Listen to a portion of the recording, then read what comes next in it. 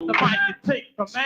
Well, Ruby C is my name, and I'm a Puerto Rican. You might think I'm black by the way I'm speaking. I'm sick, I'm happy with a lot of girls. That's the reason I attract all the street fly girls. The other reason is style and profile. The main so the lady know I'm worth the fight. Cause I'm too hot to burn. Keep close to hold. Ruby D's in the place, and you must say so that I'm bad. Super bad, always bad, I'm the man. Keep on and rock the house. Come on, come on, come on. Let me turn it out. I mess around, guaranteed to make a microphone shake. Walking around, putting your down. And all the ladies know you out of the next ticket. Get on your mic and tell them it ain't no thing. To the beat, y'all. It's so very unique. Cause the rhythm of the sound gets down so deep. My skill and occupation is rapping on the mic. The reason that I do it, cause that's what I like. Got the capability to do other things. Be in the movie. I'll be a pimp, a pusher, and executive. With the party room matching. That's how I live. Eat the pine and food. Drink exclusive wine. And search for a girl to be mine. Oh, not looking for a woman that's only sexy. Listen up and I'll tell you how you have to be. Just honest, intelligent with text appeals. Stop lying, baby dog. Fit my description and you can't resist. After the party is over, to sign up on my list. Whip, my man. Just get on the mic and take off, man. Cause I'm me. See what I mean? I am the New Yorker, the street walker, the women stalker, the job talker, the mother makeup, the safe. Wow. Wow. Wow. That was a fantastic romantic vibe. Yeah, man. What's going on, everybody? What's going on? Why is the thing blocking? Stevie, you reached out to these lovely people. There we go. There we go. Hey. What's up, KG? What's good? What's good? What's good? What's good, man? What's good, my brother? All right. Look, Carl, look. He just listening to himself. You know, he don't want nobody else to hear. Stevie, you sent the link out to people? Yeah. I put it on my page, everything, man. All right. I want to know if Camilla. Check one. KG, are you there? I'm here, my brother. Okay. I just want to make sure that's you. There's a lot of people walking around say their name is KG. I got to make sure it's you. Is it really you? and if they is Khalil, you know what I'm saying? You set them to the all. I'll take care of them. Almighty already. We're gonna check their blood type too. We gotta check their blood type. I gotta check it. If it's some shit from another planet, we got problems. Yes, hey, KG, turn it down some. KG, turn your volume down some. Turn my volume down. All right, hold on. No, you know, KG always had that loud voice. He had that loud voice. Stood out. How's that? Yeah. You're still loud. It's all right. Yeah, you know what it is. I'm talking in my headset piece. You know. Y'all hear my air conditioner on? Or you want me to turn that off? No, we hear you. No, you good. All right. Yeah, just what are you talking to? You talking to the computer? No, on my iPhone. Oh, okay, I got you. All right. So yeah, turn the volume down just one more notch. All right. Okay, hold on. All right, how's that? All right, that's better. We can work with that. Okay. All right. So listen, I'm hearing a little. We can work with that. I'm hearing a little. Like a little feedback. All right, a little whistle. It's just yeah, a little. KG, try a little bit more. KG, turn down a little bit more. Hold on. Let me just.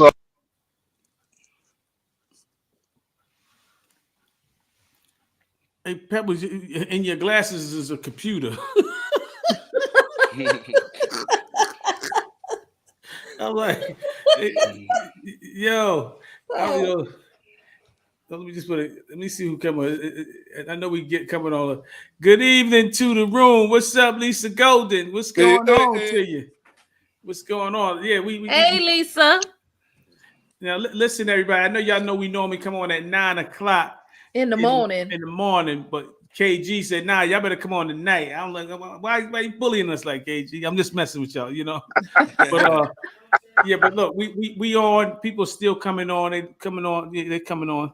But listen, man, we're so excited to have Bolo and everybody in the building. Oh God! You heard Bolo? Yeah, oh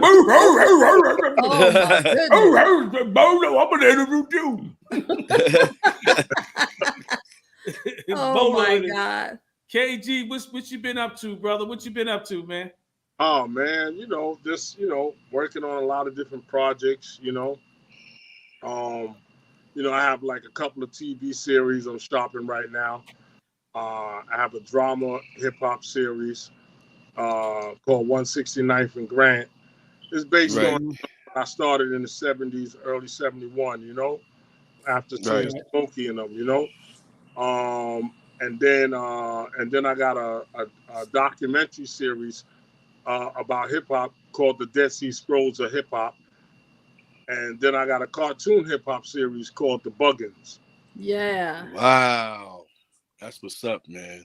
Now, all the people that's just getting on, if you didn't know who this man is, he's one of the iconic rappers from the Boogie Down Bronx. He's down one of the most innovative rap groups in rap history, called the Cold Crush Brothers. Now, before records were made, they was tapes that was records. We call cassette tapes as records in the streets. That's right. That's what everybody records in the street. Y'all went triple platinum in the, y'all went maybe 10 million platinum in the street. Yeah, For the coast. Those tapes are so legendary until this day. In 2023, you still hear Cold Crush on Rock the Bells radio. You still hear some of their tapes, routines. Big shout out to the man, Planet of the Tapes. Geechee Dan, baby. Geechee Dan. Geechee Dan is the man who still keeps those tapes alive, and it is so good to hear a lot of the groups from back in the days that that really set the seed to this hip hop what we have now, this billion-dollar industry that we have now, and it was just so refreshing back then in the 70s, going into the 80s when hip hop was just being born and all the people being real creative to the art. And how far it came, some like words were saying by Biggie. People that think hip hop would take it this far, but they was dead wrong. Cause a lot of people doubted it at first. Yeah, man. And, when you got groups that came out like I'm just saying groups that made records that made hip hop more aware to people in the other cities around the country. You gotta put Sugar Hill Gang in that sentence, because even though they wasn't from the raw streets of the Bronx like everybody, but they made something happen. They made the buzz getting people to, hey, are you telling me people just can rap off of music and not sing? They can rap, and they got people interested. Right. And of course it follows suit to a whole lot of other people, Curtis Blows, and other people but KG, he was definitely from the grain of it, the grain of hip hop, and to this day, you still hear people, even like real famous rappers like Busta Rhymes, all remember they all know about the Cold Crush. Everybody that knows their hip hop history, if you don't know who the Cold Crush is, you ain't done your homework. And that is facts. And that's shout out to the DJs, Tony Tone and Charlie Chase, still out there doing their thing, DJing everywhere. And Cold Crush to this day, 2023, is still out there performing, doing shows. Hey, Alicia. And that's the love, man. And I respect these guys highly. They are clearly icons of the rap game, man. So shout out to Almighty KG, Grandmaster Caz, Easy AD, and of course the L, JDL, the one that rocks so swell. Yeah, so JDL probably was the first Bobby Brown of the whole rap thing, Big time. Yeah. So KG, let's rewind the clock back for everybody that's listening, and where you originally from, KG? I'm from the Bronx, born and raised in the Boogie Down Bronx. My family, my mother's from the South, my father's from the West Indies. Okay. And when did you first start getting involved with music and how did it leak into the rapping and the whole thing? How did that all fall in place? I used to live on 170th and Morris Avenue, and I was about in fourth grade, I believe, something like that, fourth grade. And a friend of mine that lived on the block too, his name is King LeBrew, and he was telling me, you know, he used to be down with Pebbly and Hurt, and he was telling me about this dude around the corner. And you know, back in the day, when you in 4th grade, you know you don't supposed to leave the block. You know that go. Right. And But you left the block. I was one of those hard-headed. I was hard-headed. Mm-hmm. We knew that part already. So you peeped that, right? Yeah. So I went around the corner because I didn't know what jamming was. I was like, what the heck is that? This is 1971. So I'm like, what is jamming? So I went around the corner to see what jamming was. And when I went around the corner, I saw breakdancers, and I was like, what the heck is this? And I saw Mr. Freeze and a dude named Crip. He had one arm. Yep, he had one arm. And I was like, yo, these dudes is crazy. What they doing? and then I went and I looked at the turntables. Now I'm this little nappy head kid, you know, nobody don't know me. So I'm just standing there looking at the DJs because I've never seen that like this before, you know? And I looked at all of them. And I didn't know none of them until years. I mean, talking about almost, I was about 16 when I knew who they really was. And you had Smokey on the turntables, right? And he was scratching and doing some stuff. And this guy was passing him the records, but I didn't know who he was at the time. And that turned out to be Grandmaster Flash. But that was before he was called Flash. He was still Joseph Sattler at that Joseph Sattler. Yeah. His name was what? What's his name again? Joseph Sattler. Hold on. I need you to say it a little slower. Say it again. Joseph Sattler. Okay, Flash, you already know what it was coming your way, but go ahead. So, and then I also saw Love Bug Starsky, God bless his soul. I saw him behind the ropes too. So, but I didn't know none of them names at this time. And you know, and then I started breakdancing after that, wearing out all my tennis shoes. I drove my mother crazy with that. Because I don't know if y'all remember, or y'all old enough, but I know Pebbly is. You know, basically. Hey, Bobby. Basically, when you wear out your sneakers, because sneakers back then was like $5, $6, $10. That was a lot of money. Yeah. I had to fight for them pro kids. And them Converse for pro kids. Converse, top of the line. you know what I'm saying? Yeah, top of the line. Yeah. So I was wearing them out because I was breakdancing, you know? But and that's how it all started for me in 1971. And then I was breakdancing all the way to like 78. Even though I was rapping in like 72, 73, I was getting that journey because, you know, I was getting older and I was starting to look at girls and girls were starting to look at me. Mm-hmm. You know, thing wasn't jumping back then like that, you know? So I started rapping and MCing rapper. And then there was I got down with two crews. I had a crew called the Dillinger Crew, and then I was down with a crew called the Chiba Crew, Jamaicans. And then Chiba y'all. Chiba y'all. Yeah. And then it was the MC convention in the PAL, the first one. So Cool Cal was the host. Now I got on and I rocked it, but I didn't win, right? But I tore it up. And they saw me because it was Charlie Chase and Flash on the turntable at the time. So Charlie came over to me. He was like, yo, you pretty good on the mic, you know? I'm having a MC MC contest at my house for my group. Why don't you come through? So I said, all right.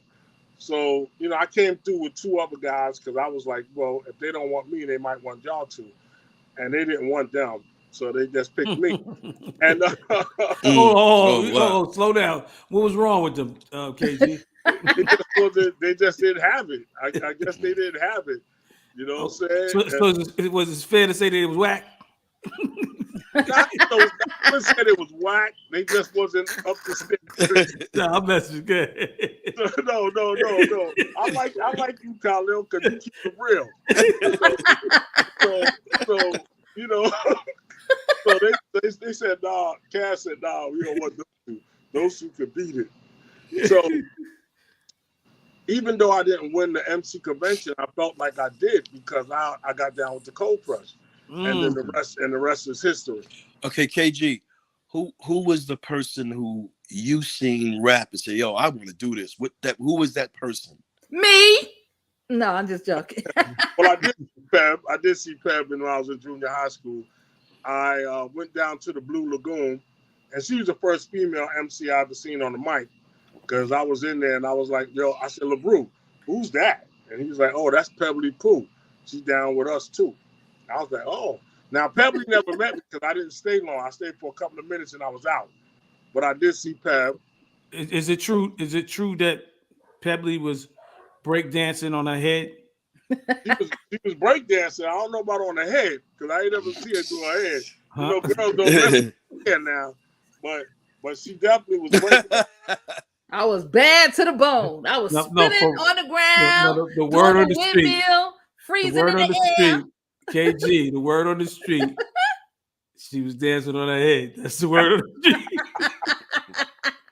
street. We try to validate it because it could go in the history books. The first hey, Tamilio. would jump on top of their head. You know what I mean? But yeah. No, who's the first? Now, one of the first MCs I heard, because my brother, he was 5 years older than me. So he was out there, you know. And one day he brought a tape home. And this is like 73. And he played this tape. And I was like, damn, who the heck is this? Right? And it was DJ Hollywood. What? And I was like, yo, I'm Hollywood and I'm sweeter than sugar. I was like, who the heck is that? Hollywood killing it. And my brother said, oh, that's Hollywood. I said, oh. So he was one of the first I heard that he had rhymes, but more like crowd participation stuff. Mm-hmm. But he was so devastating on the turntables and on the mic at the same time. And I never heard nothing like that, even though I never seen him. But just listening to the tapes, and my brother was telling me what he was doing. Mm-hmm. And I was like, wow, okay. And then the second,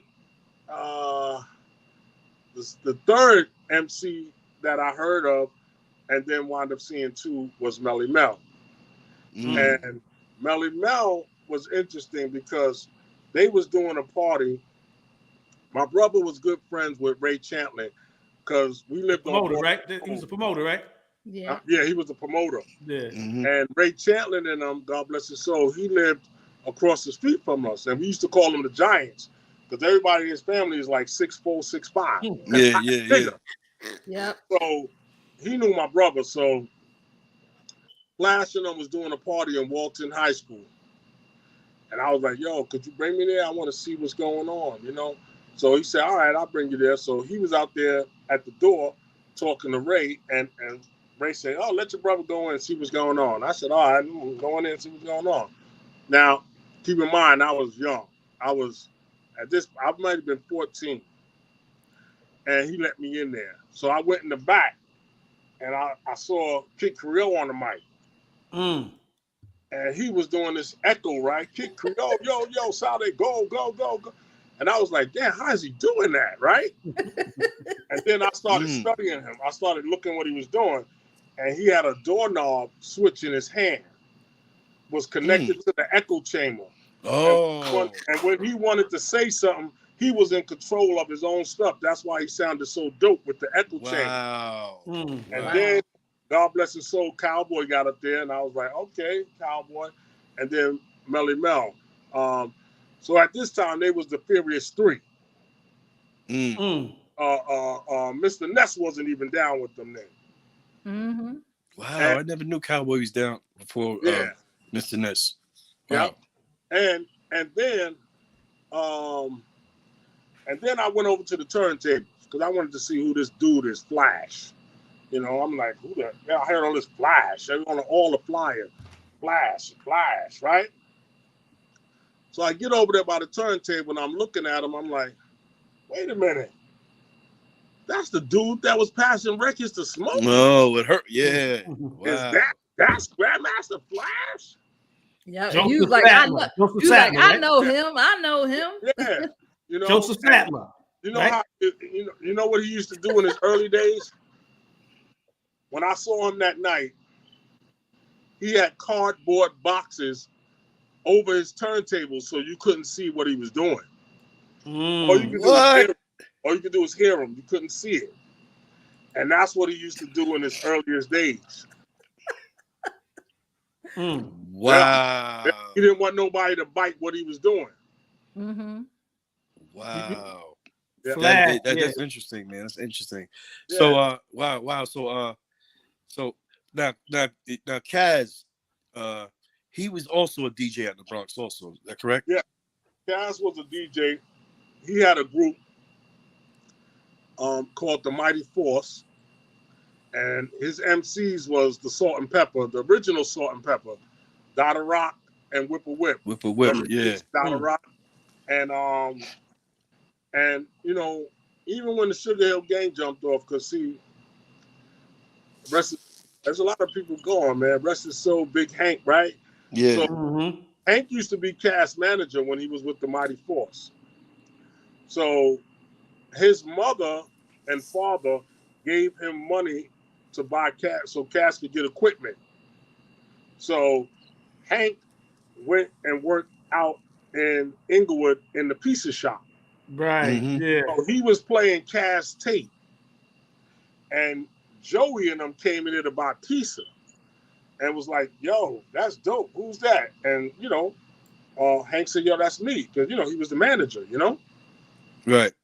So, and they were telling him about they got two guys. They were looking for another guy. You could be that another guy. And go back. KG, hold on. So you saying that when Joey and them came in the pizza shop and Hank was playing the tape, it was Kaz rapping, but he was telling that it was him instead of Kaz. He kind of lied. He lied. So he said, well, yo, that's me. You know? Oh, wow.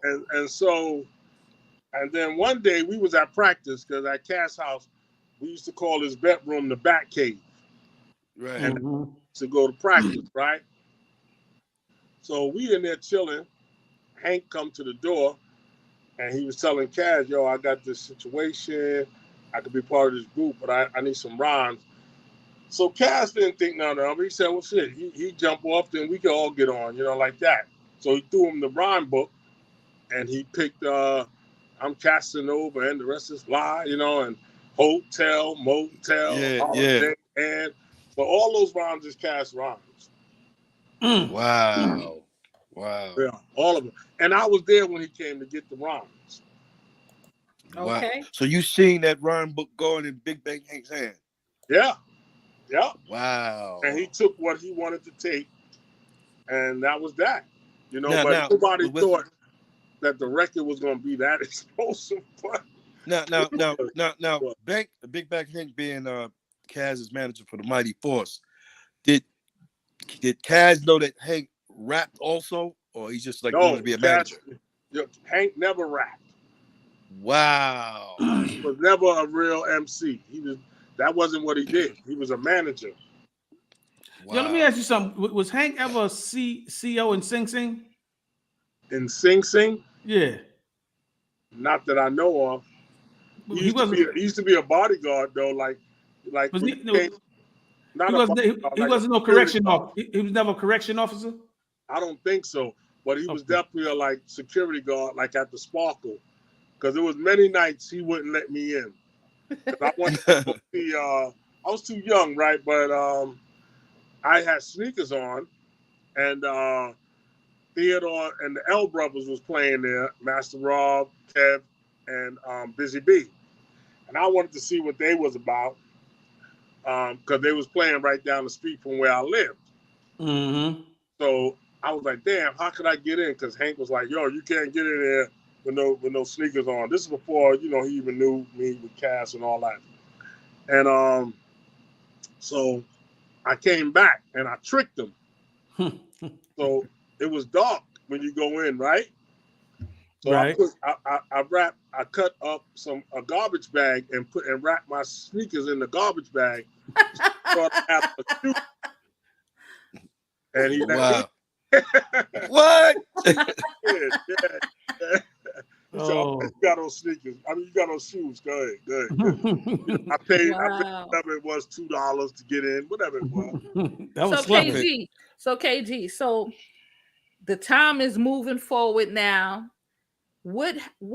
How is it that you got on the mic? Like, was you practicing in the house and said, I'm gonna be an MC? Like, what is it that you did to say that? Because you went from breakdancing to being an MC. What made you say, you know what, I want to be on the mic instead of being on the ground? Well, I heard Hollywood and Melly Mel, and then I also heard Ronnie Green. Ronnie Green. And the meme machine. I was like, yo, who are these people? Yeah. You know? Yeah. And Johnny Wawa and Ray Vaughn and them, you know what I'm saying? Yep. I was like, okay, so this Them is the Harlem cats, down in yeah. Harlem too, huh? Yeah, them Harlem. Yeah. Yep. So I said, no, I want to do this. I want to do this MC and stuff, you know, and then I started working on, and then I started practicing. Tell you a quick story. I'm practicing, trying to get my craft together. And you know how you got them nosy old ladies that live next door? Mhm. Yeah. So she was looking at me every day, and I'm rhyming, you know, look like I'm talking to myself. So she goes to my mother. She says, I think you might take your son to the doctor. He's talking to himself every day. So my mother came to me. She's like, you okay, son? I said, yeah, God bless my mother. So I said, yeah, I'm good. She said, well, the lady next door said you talk to yourself every day. I said, oh, you know what that is, Mom? I'm building up my craft to be an MC. She said, what is an MC? Yeah. You know, like rhyming, like rhythm and rhyme. Huh? And I said, one day it's going to be big. You'll see. And then she just said, okay, go ahead about your business. Yeah.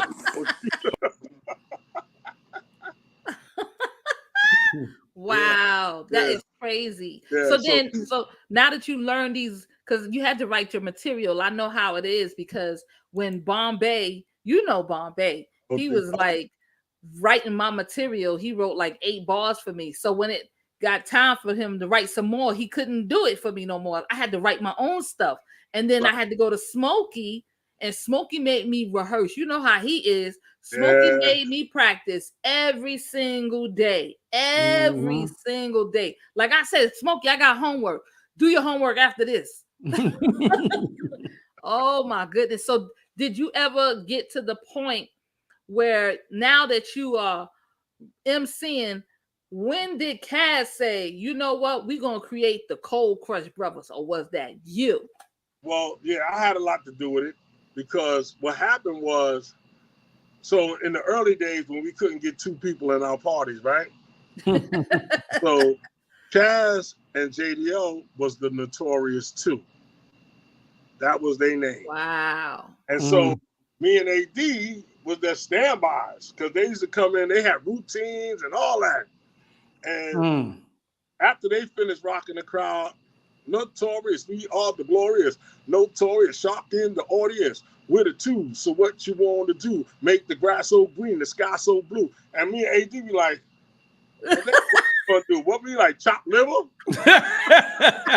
So I told AD, I said, yo, we gotta practice, man. We gotta go. So we went and practiced, and then I came up with, you know, Charlie Chase, never leaving the bass alone. Tony Tone, never leaving the girls alone. Right? Yeah. Then I came up with like, and then the yes y'all, and then the yes y'all, and then the freak y'all. There's certain kind of way we was all, because people was already saying yes y'all. But then Right. it up and put a little flavor to it, right? So the next time we performed, they did their stuff. We was like, okay. And then me and AD got on. They was like, hold on, wait a minute, we got to put all that together, man. And then, you know, some of our famous routines, I was playing hooky one day from school, and I sat down with a quarter old gold, and I don't even think gold. That's JDL stuff, right? That ain't what I heard, but good. What he get out of stuff. Yeah. So I'm drinking an old gold, and I started to like hear these melodies in my head with Rocket in the Pocket and Love Rap and all that, right? So I said, hold on. Yeah, hold on. Y'all see him moving the shoulders, so he's just feeling it just now. Good. Yeah, the rhythm, you know? Yeah. So I went back to practice. I was like, yo, this is what we got to do, you know? Because, see, we had a lot of good talent. So Cass was the best writer. Half a head, half a face. And Yeah. then AD, you know, was our little pretty boy. He had some skills, but pretty boy. Then JDL was the stage flaker, so he gave us all our dance routines. And then they put me as the tune creator. So I came up with the melodies. Oh, okay. And Right. so all the other MCs can't deal Deal with with us. that's all Yeah. come from the head. You know what I'm saying? And then when I said it to them, because at the time I didn't have the words. So I just put the melody. I was like, boom, boom, boom, boom, bam, boom, boom, boom, bam, bam. So you had the cats in the cradle of the silver moon. You had the cats in the cradle of the silver moon, yeah, Cradle. right? That means that they said like this. What? And then I kept going, and they was like, okay, this is sounding kind of funky. And then Cass was like, all right, bet. Started writing, and then we did another one, and I think another one off of Love Rap. And then we laid those down in Harlem, I think at the Celebrity Club, and that was it. So let me ask you this: when y'all was practicing, was Cass DJing at the time, playing the music, or was it Tone? It was always Tone and Charlie. Okay. You know, Cass, he could DJ, but when we got on that stage, it was all like MCs, and then we had 2 DJs. Right. Kaz also does graffiti too, right? Eddie's a breakdancer. Eddie did graffiti. He might have did some graffiti because he got some of the best pen handwriting I've ever seen in my life. Yeah, I seen it. They had a book of Yeah, he can write. I mean, like, I don't even know how he do it like that, but he just do it. And but back in the days, what I remember about him before we got together, I used to go to parties, and there was a guy named Swartz, and him and Cass used to battle on the Hustle. What is that? The dance. On the Hustle. The dance, right?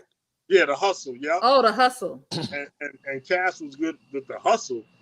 You know what I'm saying? And I remember seeing Cass do the Hustle. Yeah, he would take the females, spin them out, and then spin them like he bring them back in. I was like, "Good God Almighty!" Yeah, he was bad with that. And hey, then Marilyn. He was Casanova Fly, so he dressed like he was Casanova Fly. Okay, so he came in the joint, all the girls wanted to dance with him. Okay, now KG, when did you know when y'all first formed the Cold Crush 4? When did you started noticing? Hey, I think we really got something here. People's really starting to gravitate towards us.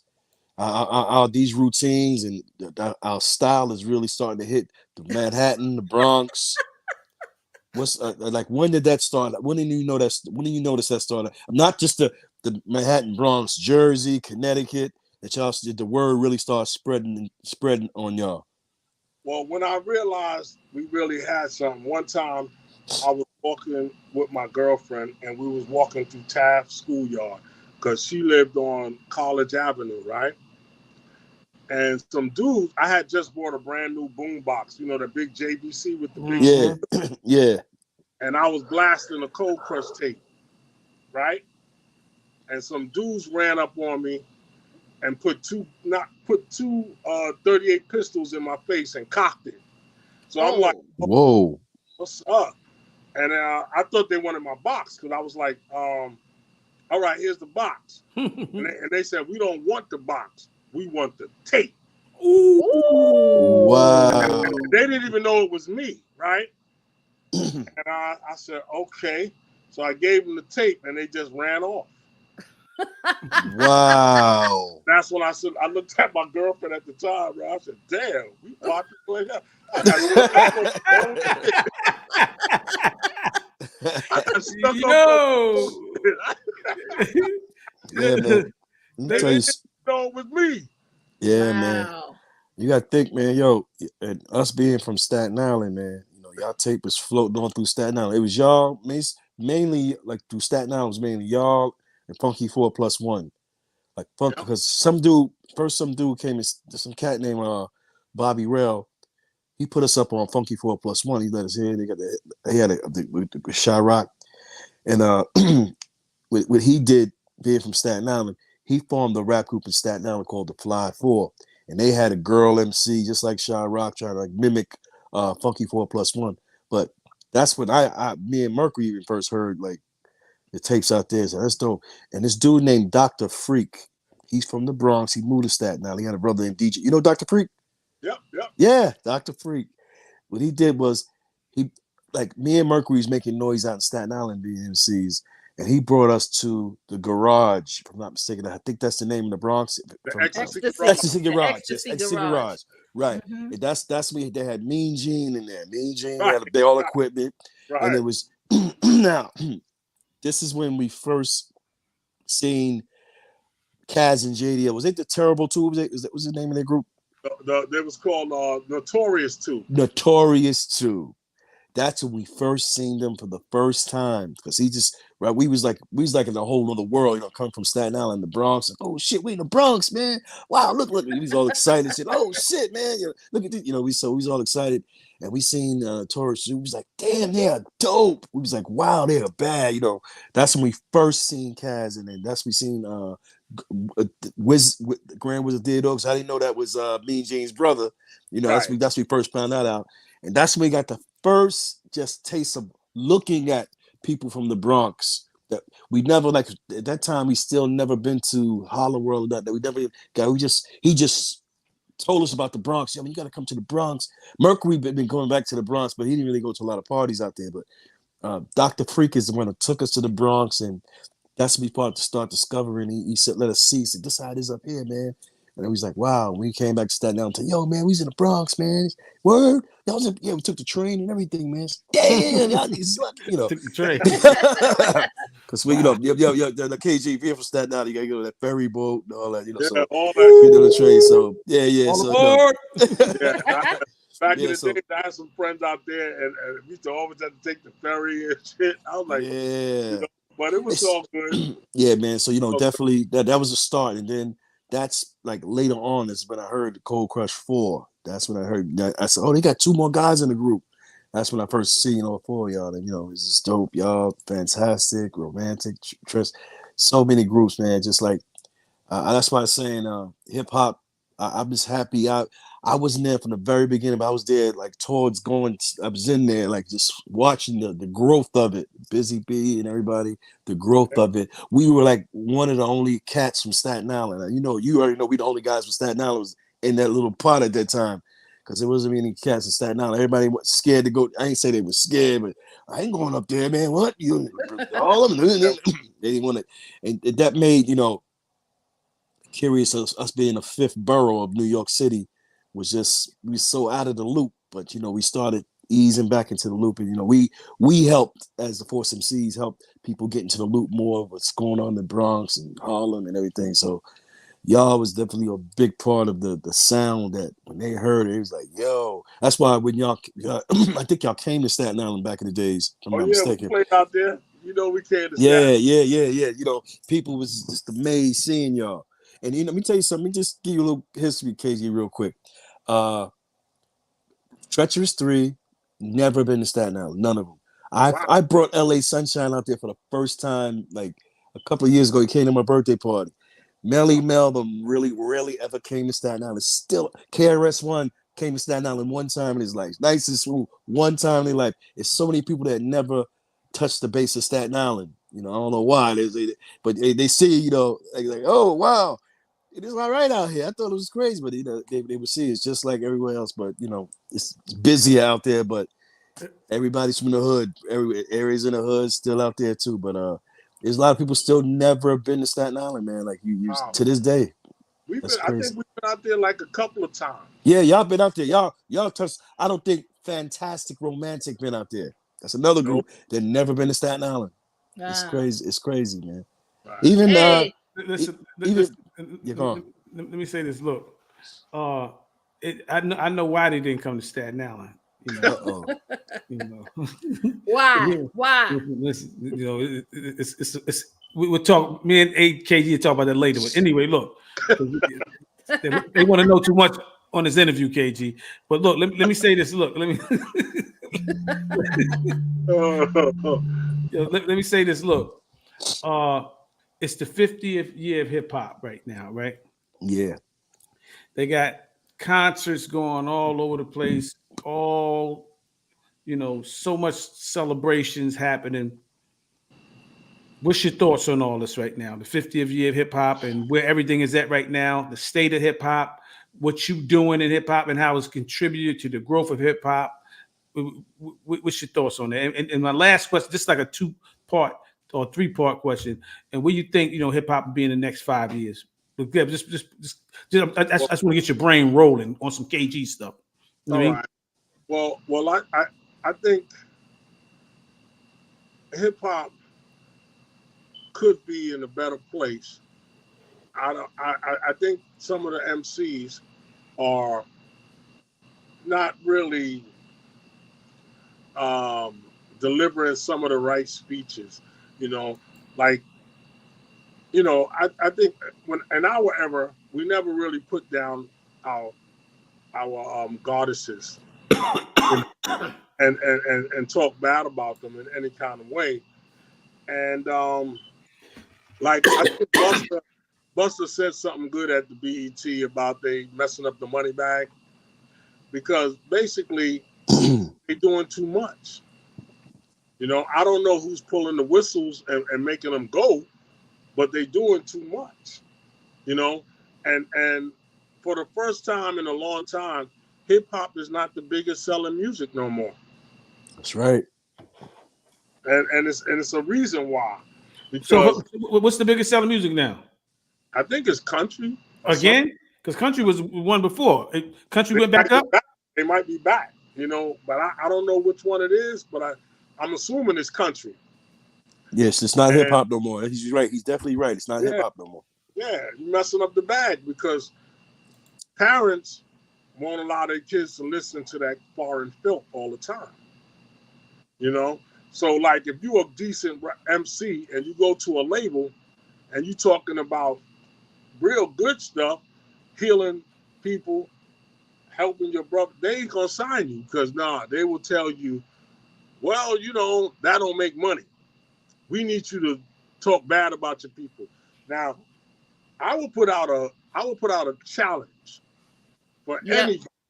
Listen, Eminem, all of them, Jay-Z, all of them. The way you talk about us, make a record about the Jewish people like that and see if that'll even see the day of light. You will never get that signed. You will never go nowhere with that. They will drop that album in the garbage and might even unsign you. But it's okay for you to disrespect us all the time. You know, call us the N-word all the time, and that's not always cool. I mean, like, you know, we grow up and we try to make words valuable to us.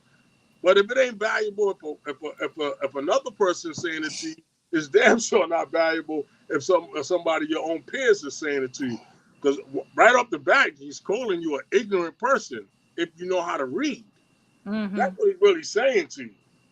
So also, I would say I see hip hop elevating to another level down the road. I think, you know, it needs to be more practice and stuff like that, because we just did a show, me and Pebbly in Atlantic City, right? Yep. And after we got off the stage, now, keep in mind, we haven't practiced in like 25 years. And we just got on the stage and just smashed it. So after we got off, Paris from EPMD was in the back. And he came up to us and he said, you know, what y'all just did on there, we got to go back and practice. Mm. We got to go back and practice, because, and I said, well, we ain't practiced in 25 years. He said, what? Yeah, you said his face was so.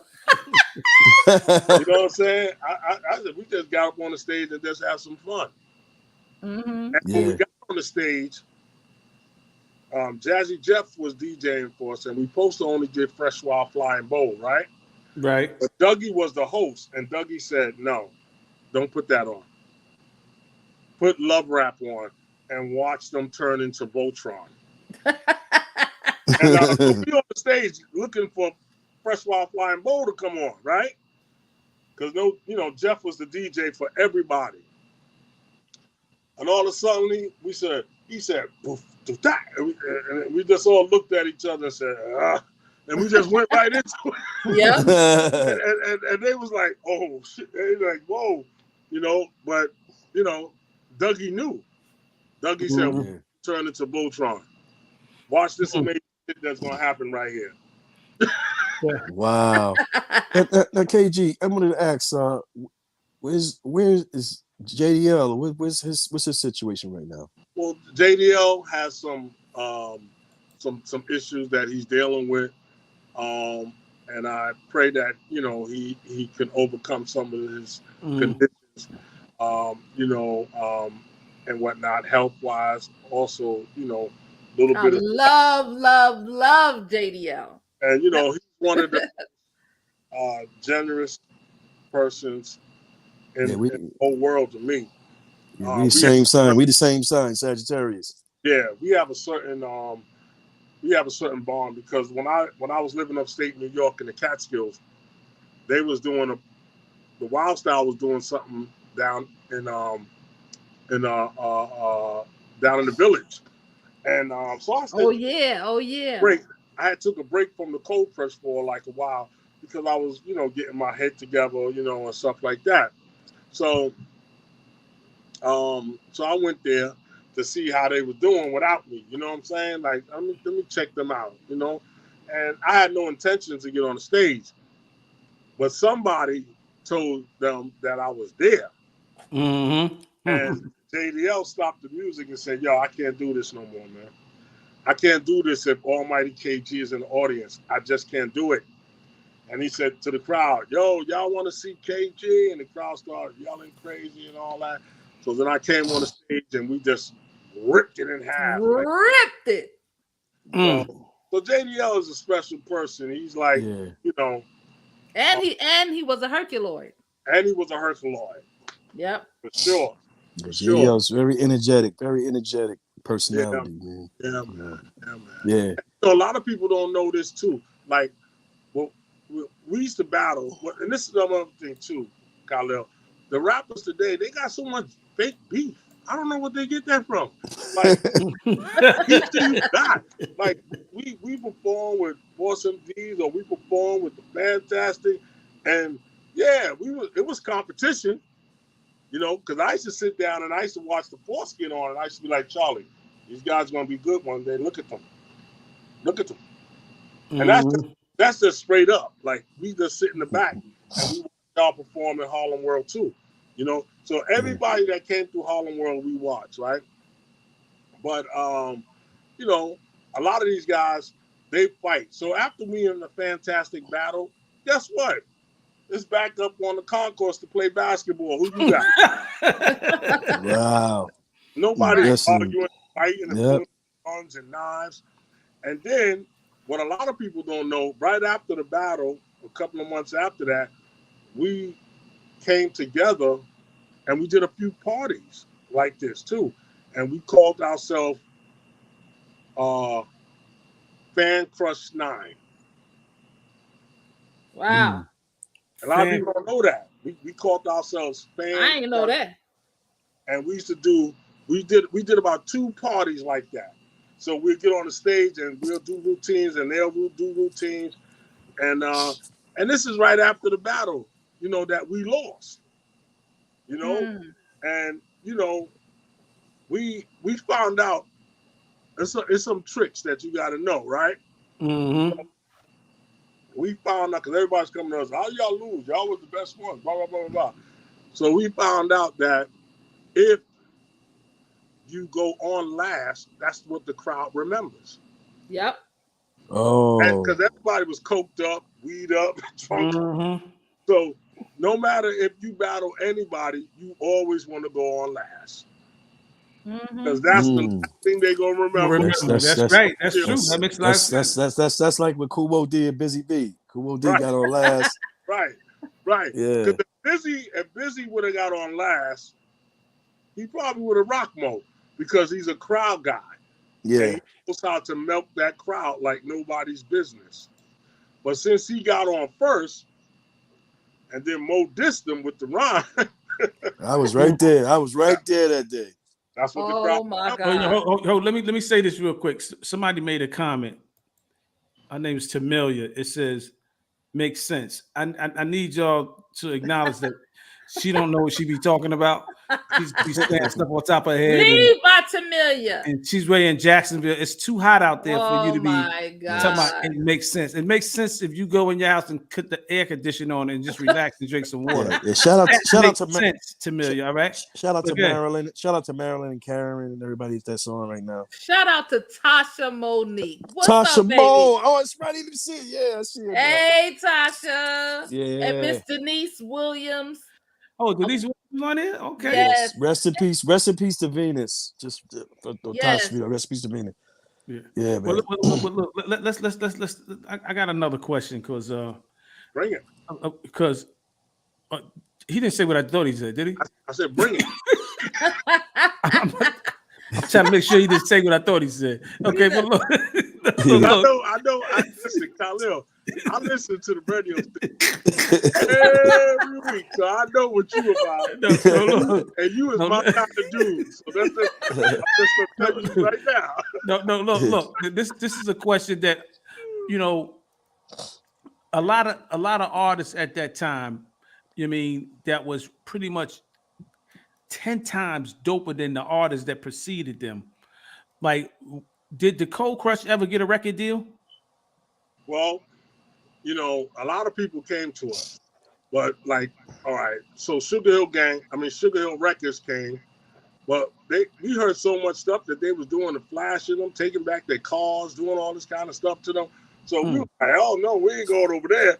Mm-hmm. And then Russell Simmons wanted us to sign with Def Jam, but he wanted to change our name to Cold Crush Crew. And then he wanted to abbreviate it KKK. Oh. Whoa. Like, Whoa. is you crazy? Is you sick in your head? Wow. Why would he Why would he want to do that, man? Well, you know, some people, they get to somewhere in their life where they want to Make gimmicks and stuff. Come up with gimmicks right, to say they changed this and changed that. And we told them, no, we're not interested in signing the Def Jam. And at the time, only LL was there. Wow. When we went I didn't even know that. Yeah, when we went to the office, Russell only had a desk and a chair. Wow. Hold on, on, KG, KG, hold on, Steve, hold on a second. Let me call Russell up real quick. Yeah, call him up. We in Taiwan. Hold on a second. Yeah. This is going to take like 10 seconds. That's if he answered the phone, y'all. Hold on a second. Wow, I did not know that. Yeah. He's probably doing yoga, man. He's probably doing yoga right now. Yeah, he probably is. So he wanted to change our names. Hold on a second. Hey, Russ. Hello? Is this you? Yeah, am I here with KG? Yeah. Yeah, the Cold Crush, KG. Yeah, Pebbly Pool, the one that was dancing on her head. Yeah. Yeah, and Stevie D, Force of D's. Yeah. Oh, you remember everybody? Okay, that's good. Listen, I got some disturbing news from KG, man. I want to just bring it to your attention that you try to change their name. What? You bitch ass. What you say? Hold. Put me on mute for a second, y'all. What? You bald head yoga. What you say? What? Hold on a second. All right, cool. He apologized, KG. But go ahead. Keep going. Go ahead. KG. Was Tila Rock signed to Def Jam also, or no? Well, he was when Jazzy J owned it, because Jazzy J owned Def Jam Records, and Rick Rubin and Russell brought it from him. And a lot of people don't know that story, but that's what happened. And Tila Rock was on Def Jam because he had It's Yours. Right. And when Rick Rubin and Russell brought it from Jay, LL came out with another version of that sound called It's My Beat. Yeah, they sound similar. They sounded similar. Yeah, I noticed that. Yeah. I remember that. Wow. So Jazzy J is the original creator of Def Jam Records. I heard that too. Yeah, I heard that. And Jazzy J and Red Alert are cousins, right?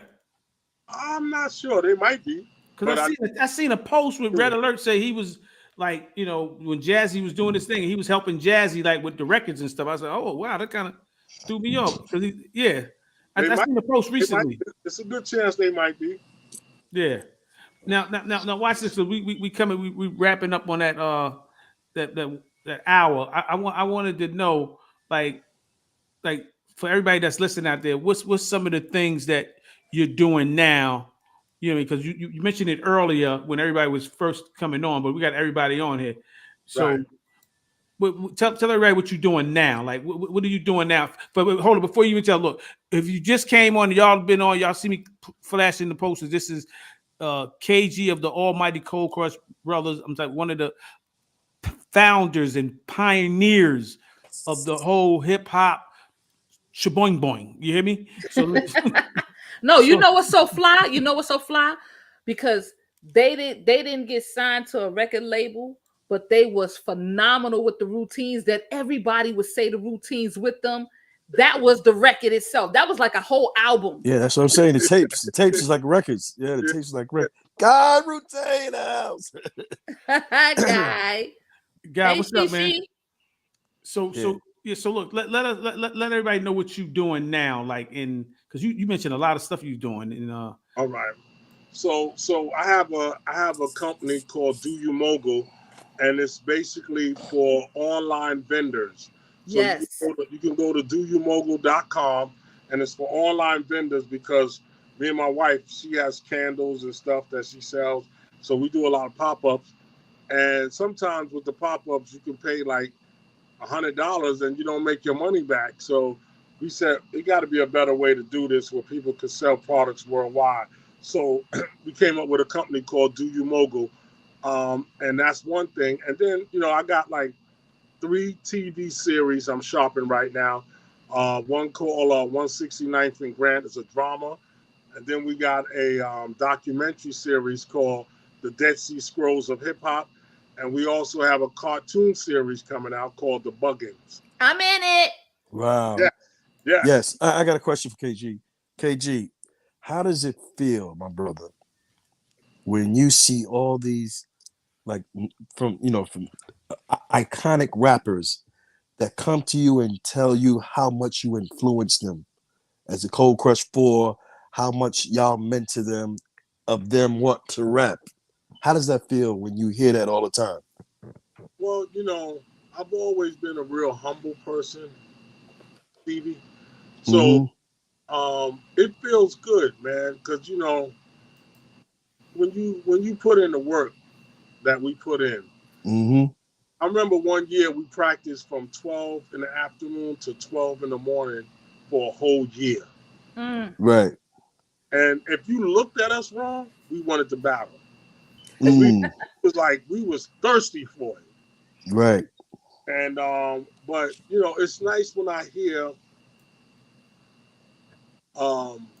people pay homage, because it's nice, and we're grateful, to be here to, as they say, get our roses and stuff, Exactly. And it's nice, and it's a real nice feeling, man. Appreciate you. Yeah, I'm happy. You know that this being the 50 years of hip hop, you know, people are starting to shine even more light on y'all, what y'all represented in the game, man. That's really good. And you know, this what I think about KG is like, you know, we know all New York, Jersey, Connecticut, Philly, all know about the Cold Crush, but it's Right. the people from the South Yeah. who's just getting up on it, right? Not knowing it. They're starting to get, when they do their history, they start really realizing who really opened the doors, you know. And that's when once they really know, even some cats from the West Coast, like some of them know, but you know, like Snoop and all these guys, like once they know their history, they find out their real history on hip hop. And that's why it's just be so great. That's great. I'm so proud that y'all get y'all flowers, man, from Yeah. all these pioneer rappers. You know, it's times when an average person can't get in to see him, but they says, "Yo, it's KG from the Cold Crush." Hold up, Cold Crush? Yeah, let him in there, man. It's Cold Crush. That's the respect y'all got, Yes, man, for yes. people, man. You know, and also Stevie, I would say this too. It's a real pleasure to sit back and see where our people has gone. And the thing is, most people that are millionaires, billionaires, and I won't talk about the trillionaires because that's the other people, but us, right? Right. And a lot of us, you know, when we made this hip hop stuff, me, Pebbly, and all of us, we made it to have fun, but also something to get away from the gangs and all the bad things, right? Mm-hmm. So a lot of, if we didn't create hip hop, a lot of us would have been drug dealers, dead, in jail, or working in McDonald's or Burger King right now. Mm. And that's a fact. Mm. So we're happy to see that we've created a tool that our people and other people, because Eminem was broke too, and he's Yeah. going, you know what I'm saying? And we come from all different backgrounds, and look how far everybody's gone. So it's really nice. It's almost like Michael Jordan looking at LeBron. Like, Michael didn't get what LeBron is getting while he's still playing, you know. Mm-hmm, But mm-hmm. this is how It evolved. evolved. Yeah, evolved. Well, look, with that being said, we're gonna wrap it up, y'all. It's 8:00. We are thankful and excited, and we appreciate the presence of KG. Salute. He forgot one of the main stories. Here we go. Main story he forgot. Tamilia, CC, here you go. Marilyn, here you go. Battle? No. That would me and Steve can tell you that story. No. He got the main story, you know, because remember he said when he was young, he went around the corner, he see somebody dancing and flipping and DJ. Then he heard the Notorious 2, which is called, but he didn't tell you that day in front of the building. Khalil was standing there. Right? He walked by me. He gave me that, and he was like, "Yo, who you?" I said, "Yo, my name is K. They call me Kyril." He said, "Yo, Kyril, what's up? What's up, man?" No, KG, don't cut my story off. Why you trying to cut my story off? Let's keep this 100. So, we start chopping it up, and he was saying, "Yo, the gas is dope." I said, "Yo, but K," I said, "Yo, K, watch this." I start spitting, and K's eyes lit up like holy moly guacamole. And he said, yo, how did you do that? I said, look, I said, first and foremost, when you rap in KG, don't look on the floor like Pebbly Pooh. Because Pebbly Pooh loves looking on the floor, looking at ants and stuff crawling on the floor. Oh, my God. Don't do it like that. I said, look everybody in their face, KG, and spit it. And I kicked 2 rhymes. He said, yo, we edited it up. And that was it. And KG was off to the races, y'all. But, you know, we're going to talk about that in the documentary, the films and stuff that he got coming up. Because a lot of people want to know the real. You know what I mean? So that's why I respect KG. He's going to tell the real. He's going to tell the real. Yeah. We'll put that 100, man. You okay, man? We appreciate you, brother, man. Love you, bro. Love you all, man. Love you all. You already know. And listen, for everybody that's listening right now, y'all know we're gonna be on 105.5 in Atlanta, and we're gonna be, and the Buffalo, the whole thing. We got multiple radio stations we about to be on. We're gonna keep y'all in the loop what's going on. And listen, Lottie Dottie, we like the party. We give back to y'all, all right? 6 to 8, 105. 6 to 8, 105. 105. We're gonna Friday. get y'all, all right, not this Friday. It's not gonna be this Friday. Not this Friday. Yeah, not this Friday, but we'll put y'all. It's gonna be next Friday. But yeah. So look, listen. So any of y'all that's been listening, y'all want to advertise. Make sure y'all trying to lock it in now because we getting good. We got good deals going on right now for the what you call, and we want to lock everybody in so everybody's business is growing and evolving with us. All right. But anyway, salute to my man KG. And Yes. the whole Cold Crush crew, and y'all have a great night. You know what I mean? Peace. Blessings.